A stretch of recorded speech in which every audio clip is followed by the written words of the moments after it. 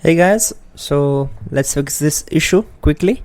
I will show you how to fix this problem on Windows 11 operating system, and this solution is also applicable for Windows 10. You have to just follow my screen and let's begin. So in the first step, you have to right click on the start icon and then click on settings. Once we are here, we need to select this and go to the apps, and from the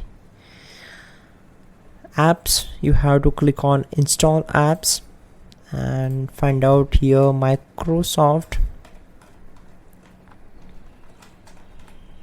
Store and click on these three dots and go to the advanced options.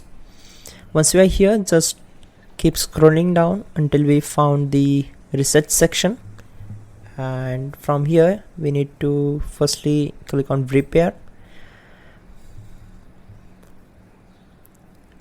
and then select reset. Click on reset. Just try this first one, repair, and try to reopen the Microsoft Store, and if not work, then you have to click on reset. Then again close this window, go to the search bar and type here WS reset